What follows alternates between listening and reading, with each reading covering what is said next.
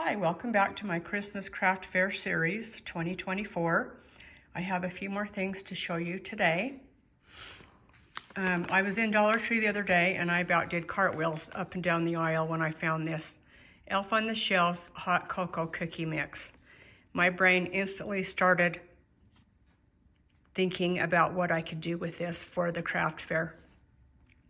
So I think this Dollar Tree that I found this at had like 5 or 6. I bought those, and then I called another Dollar Tree that had just unboxed, I think 20.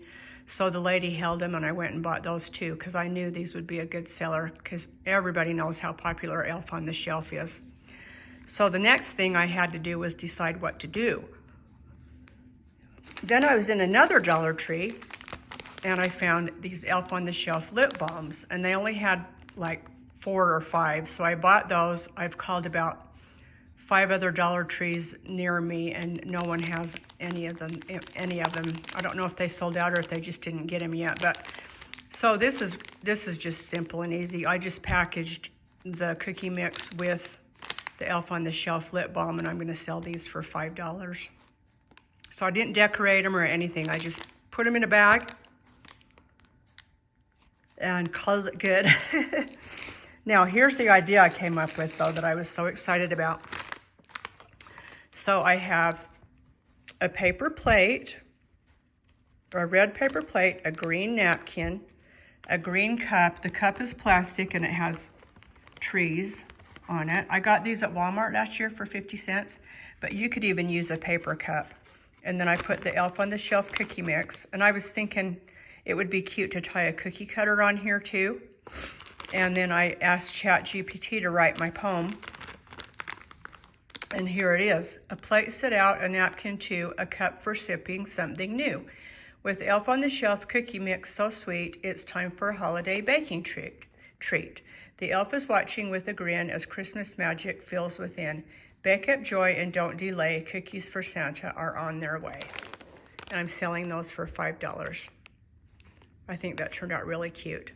And I absolutely would tie a cookie cutter on here or put it inside. And then there's also a straw inside the cup. You could even add a packet of cocoa mix in that cup. There's a lot of things you could do with this. I think it turned out really cute though.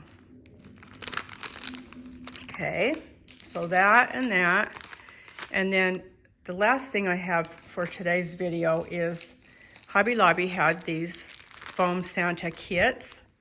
So you just put them together.